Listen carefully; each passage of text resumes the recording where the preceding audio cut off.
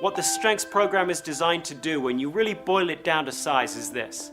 How can you take people who are using their strengths about once a week, which 73% of us do, and get us to use our strengths most of the time, which less than 12% of us do?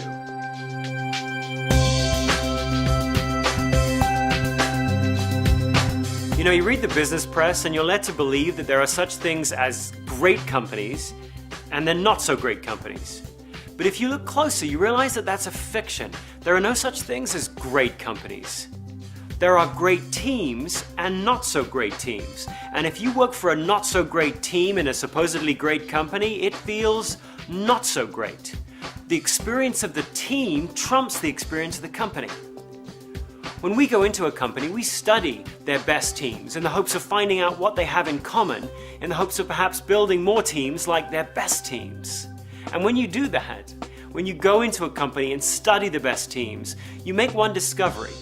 And you make this discovery every time you do it. You find out that there is huge range in performance, team by team by team, within the same company. Let me give you a couple of examples. This first one is a large retailer. And the whole premise of this retailer is that the more affluent the community where we cite the store, the more money that store should make. And if you plot out all the stores, all 3,000 of the stores within this company, on those two variables, profitability and local economic potential, you see a beautiful red line going from bottom left to top right, which proves the point. The more affluent the community, the more money the particular store makes. So far, so good. But if you actually plot out the stores themselves, on those two variables, you see a graph like this. You see huge range. You'll see a blue dot way down there at the bottom that's making a lot less money than you would have predicted, given the amount of money available in the community. And then if you just go in a vertical line straight up, you'll see that there's a store way up there at the top that's making a lot more money than you would have expected, given the amount of money available. Now, every single one of those blue dots are stores.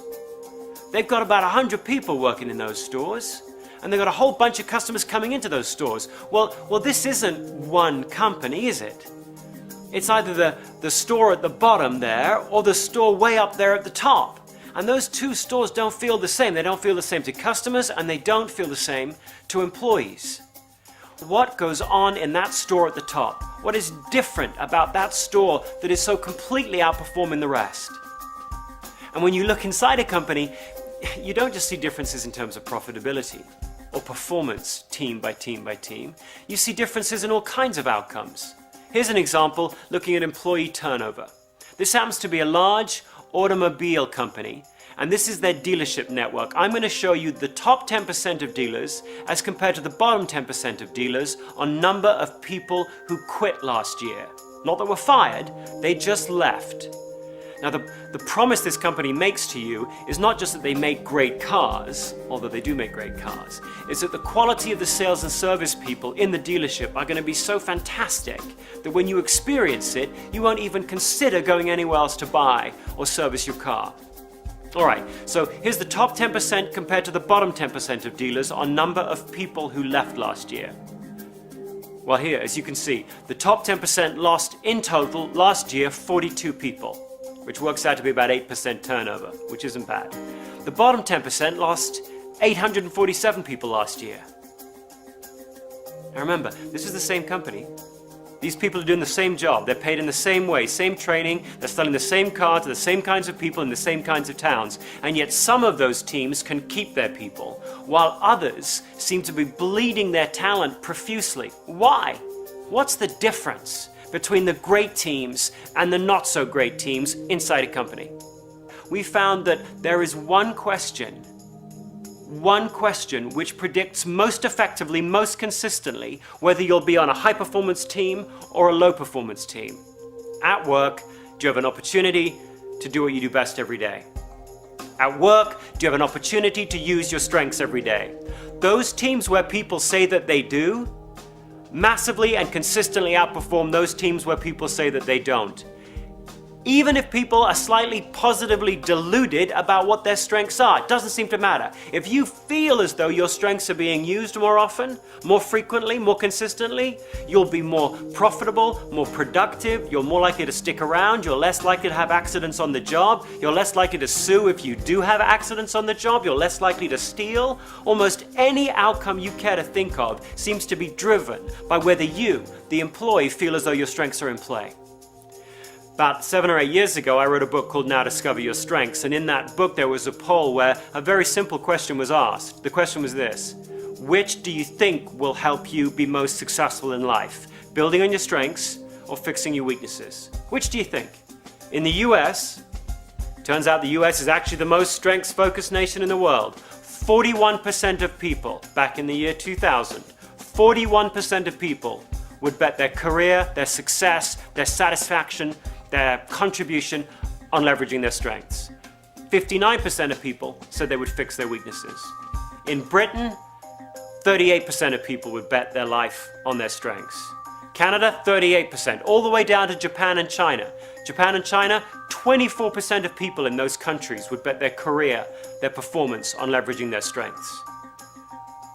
Now, a lot's happened between now and 2000. You've seen changes in the way we start to think about who we are and what contribution we make. The whole of psychology has shifted its focus. But weirdly enough today, if you repeat that poll and you ask that question again, which do you think will help you be most successful? Building on strengths or fixing weaknesses? When you ask that question again today, here's what you get. 41% of people say strengths and 59% of people say weaknesses. It hasn't budged at all. We live in a remedial world. We live in a world where, in general, people are fascinated by weaknesses and they tend to take their strengths for granted. And you can see it everywhere. We seem to think that good is just the opposite of bad. If you want good, study bad and invert it. We're wrong. If you study bad and invert it, you get not bad. And that's just different than good or great. The whole point of this strengths movement is the idea that if you want to become your most productive, your most effective at work, as an individual, as a team member, as a company, you gotta study your strengths and you gotta figure out a way to deploy those strengths.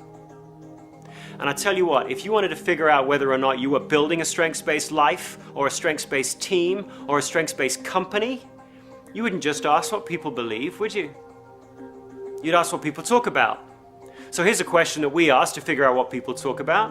The question was this: when you talk to your manager about your performance, what do you spend most time talking about? And we gave 3 choices.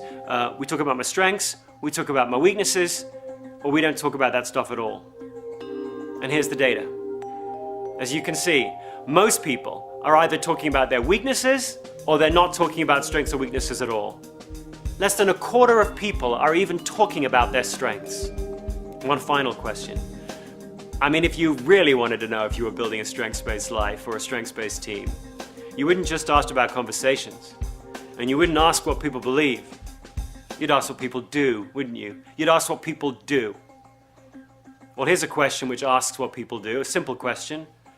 What percentage of a typical day do you spend playing to your strengths? In 2005, 17% of people say, I use my strengths most of the time at work. In 2006, it was 14% of people say most of the time. In 2007, it was 12% of people say, I use my strengths most of the time. We know from the research that the single most important driver of performance on a team is whether or not a person feels that their strengths are in play. And yet barely 1 out of 10 people feel as though their strengths are in play. It's the single most important driver of performance, and we're rotten at it. So, how do you get more than 12% of people to say they play to their strengths at work? How do you do that? Well, I would suggest there's 2 ways. One is you can fix all your people systems. You can dive into your people systems, your selection systems, your compensation systems, your performance management systems, your succession planning systems. You can look at those and say, are they remedial, based on weakness and deficit thinking, or are they strengths-based? And you can try them, redesign them so they become strengths-based. You can fix the systems. But we think that the most sensible place to start isn't with the systems, it's with the self. After all, as the airlines are fond of saying, put your own oxygen mask on first before you charge around trying to help everybody else. So one way to begin with this is to think about, are you one of the 12%? Are you one of the very few people that have somehow figured out how to identify your strengths and put them to work? Now, often when you bring up this whole idea of identifying and using your strengths to drive performance, people will say, hey, look, I can't find the perfect job. I can't come into a company and just do that because the company's got all kinds of demands and expectations on me. I can't craft my job to fit my strengths. I've got to just do what people ask me to do. I've got to hold out somehow for that perfect job, and that perfect job isn't the one I'm in. All right, well, I hear that a lot. I'm sure you hear that a lot. But actually, you look at the data doesn't bear that out. In fact, if you ask people, what is your ideal job? They don't say some special faraway job where they're telecommuting from their cabin in the hills of Oregon. They don't say that. They say either what I'm doing now with increased responsibility or a specialized subset of what I'm doing now. If you ask people, why did you take your current job? And you give them a long list of possible answers, by far the most common answer is I took this job because it was a greater opportunity to do more of what I really like to do.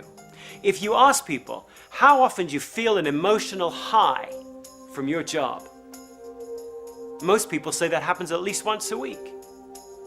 Or if you ask people, how often do you get so focused on what you're doing you lose track of time and forget your troubles, which is a pretty good clue that your strengths are being used. 73% of people say that happens at least once a week. 73% of people say, I get so focused I lose track of time at least once a week. How do you go from using your strengths once a week to most of the time?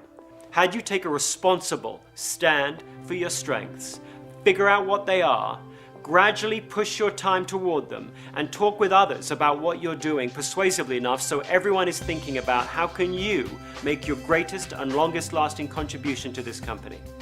Remember, the whole point of building on your strengths isn't necessarily to make you happier, although it might.